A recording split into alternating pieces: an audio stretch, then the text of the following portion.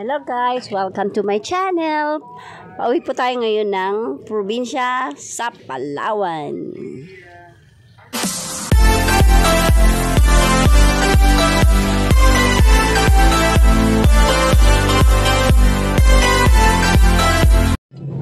Ayan, Marikoy, Parikoy, papunta na pa tayo ng airport. Excited na ako.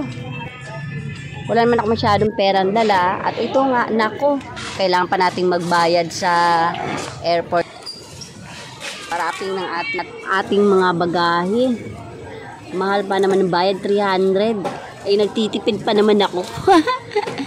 Kailangan pala mga Marikoy and Parikoy, ang 20 kilos bags mo is nasa isang lagayan lang, o nasa isang box lang. Kasi pagka magkahiwalay, kailangan pang ipa-wrapping at may bayad 300 pesos, sayang pa din yun.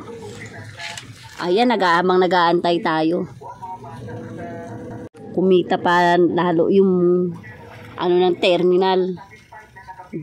So, ayan Marikoy and Parikoy, lakad na tayo dito. Ayan, ganyan karami ang pasahero ngayon. Habang nag-aantay tayo, yan, magmerienda muna tayo dito sa airport. So, ito yung aking merienda. Ayan. Mahirap nang gutumin sa biyahe.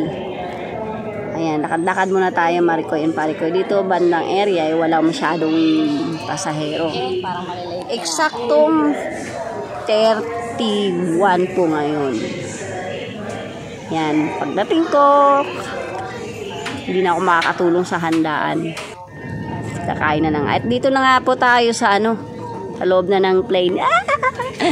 Ayan, mga foreigners, dami. Ayan, dito pa sila mag-New Year sa Puerto Princesa, di ba?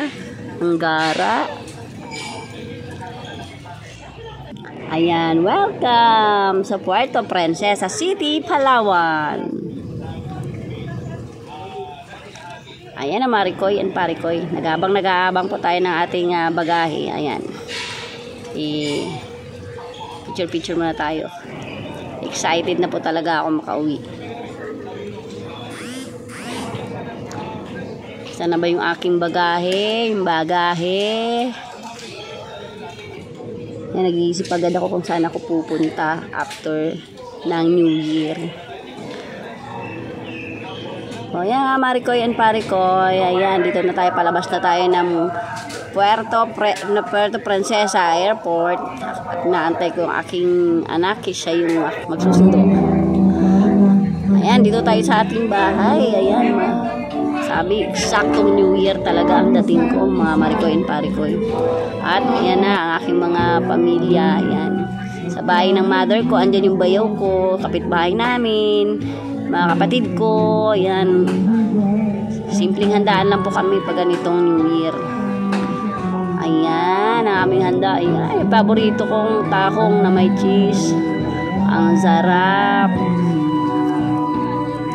Ayan, Marikoy and Parikoy, siyempre hindi makakalimutan at makakaligtaan ang kantahan. Ayan, mamaya yan, magrarakrakan ng kantahan.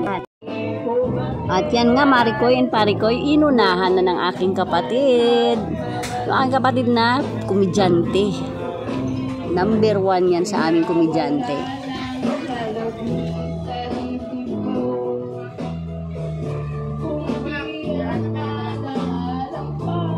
Saan ni bebe yan?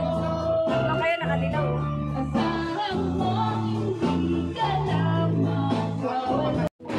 Pagsapit nga ng alas 12, naglabasan kami. Ayan, yung aking bayaw, ayan, lumabas siya dahil bawal nga ang paputok. Ang ginamit namin ay yung motor.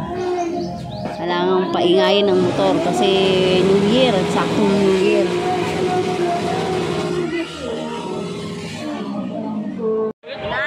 Maulan pa niyan guys, pero talagang hindi mapigilan ang kanilang pagpapaingay ng mga motor.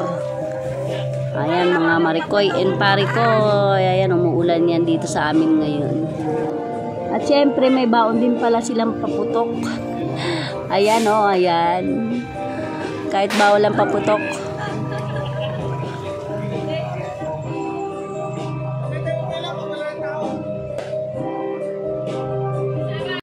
Pagkatapos nga ng New Year, guys, yan, ngayon pa lang tayo uuwi ng bahay. Grabe ang bahay ko ngayon. Why? Baha at hindi na talaga naasikaso kasi nga walang naiiwanan palagi. Laging walang tao. Yan. Ang dami kong lilinisin. Mukhang tuwing uuwi ako, ito lang yata ang gagawin ko, maglilinis, maggi-general cleaning ng lahat-lahat, magdadamo, mag-ayos ng bakod. Ayan guys, mga Marikoy and Parikoy. Ewan ko kung mga ilang araw ko itong dapat linisin. Aking bakuran. Ang hirap talaga ng bahay na laging walang tao. Ako buwanan bago ako umuwi. Yung anak ko naman busy sa klase. Kaya lagi talagang walang tao dito. Lagi lang ang tao dito ay ang aking mga alagang pet.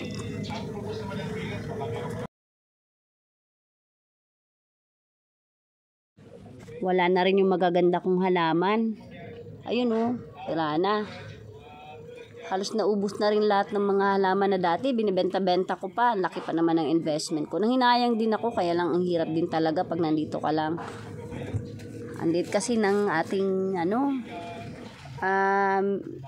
minimum wage dito sa Puerto Princesa.